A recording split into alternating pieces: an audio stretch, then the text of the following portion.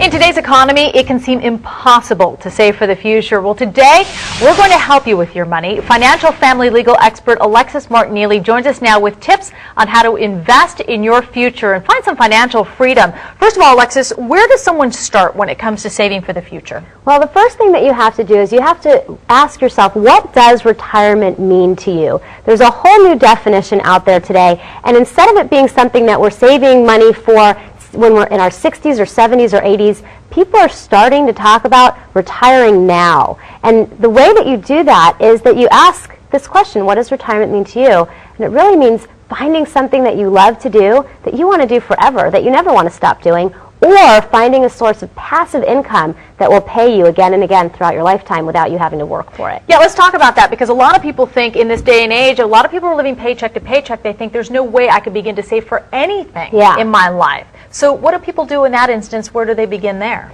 Well, if you're in that situation where you are living paycheck to paycheck, you need to find more income. It's not going to be that you're going to be able to find money to save necessarily in enough of a quantity to make a real difference. So you need to find another source of income that you can then use to invest in your own future and creating more passive income. So can you give me an example, maybe say taking something that you know from your career and starting, or maybe if you have a hobby, maybe creating something and selling it? Absolutely. There are people that are starting businesses with the craziest things. People who are selling things on eBay, making fortunes doing that. People who are taking their own information, their own knowledge, and turning it into resources for other people. Everybody knows something that is unique to them. So when you start to value your own information and your own knowledge, and you can package that in a way that's helpful to other people. There are moms who are on the internet who are making a nice extra living by just working with other moms and helping them prepare for childbirth, helping them figure out how to save money clipping coupons.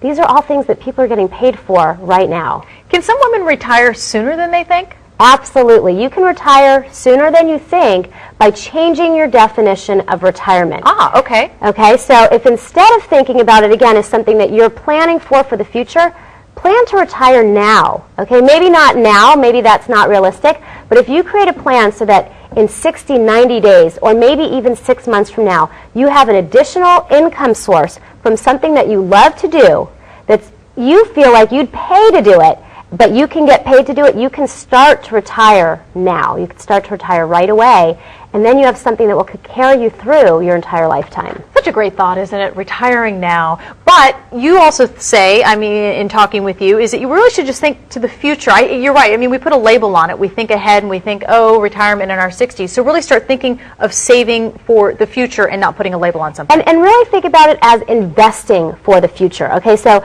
the chances are that you don't want to be hoarding all of this money for a rainy day. Take the money that you're saving now and invest it in something that's going to make you money over time, whether it's real estate, whether it's your own information and knowledge resources, or whether it's your own education so that you can do something that you really love to do. If you're working in a dead-end job that you don't love and you're not creating something that's going to pay you for your lifetime, then you don't really have what you want to be happening, and you could be in financial fear. Okay, so that's a good tip. Investing, not saving, yes, because then you're going to move ahead. It's a more positive way to look at it, I think, in moving ahead. And the web has all kinds of great resources for you, too. That's so there are some places to turn to. Alexis, thank you. Right. Good information as Thank always. you. If you have a question you'd like Alexis to answer, she'll do it for you. All you have to do is email us at yourmoney@better.tv.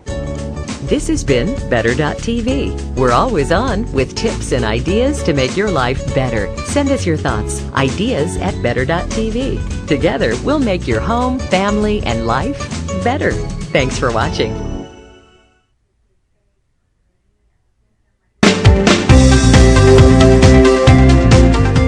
In this day and age, spending money wisely is a must. But what about getting that message across to your kids?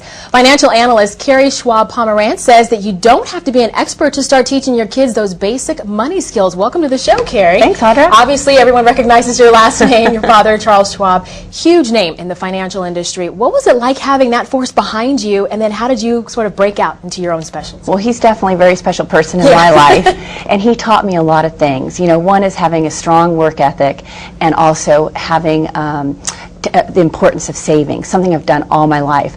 So now those same values I now share with my own kids. What better person to have behind you to teach you how to save money than your dad, Yeah. right? Okay, well, you studied parents across the generations, and you talked to them about how they talk to their kids about money. What did you find when you talked to them? What we're finding is that there's not a lot of conversation going among the generations. In fact, our Age Wave survey looked at 4 generations, and what we found is that children gave their parents a C- for the amount of conversation they have. Really? Parents themselves said they don't do a good job, and they themselves felt like they were not educated. Oh. So this is actually a great opportunity for more conversations among the family, and we're really committed in nurturing those so that we can have more financial well-being in America. Exactly. C- not too good, right? Not too good, no. And it was just right there with sex. Really? Yeah, yeah. Well, So- now how young are the kids supposed to be when you start talking to them about money? What's a good age? Well, I would say too young, you're never too young.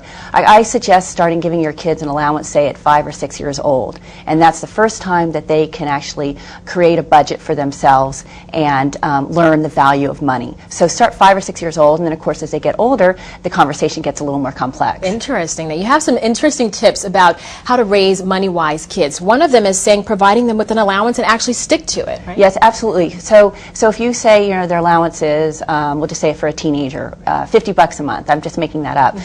If they overspend that month, do not give them more money. That's it, right? Yes, that's one of the first values or disciplines they need to learn is budgeting and living means. Okay, other tips you say, show them how to use financial tools and then be prepared for your kids' financial milestones. That's interesting. Well, financial milestones is a great opportunity to have the conversation because that's when they're truly interested.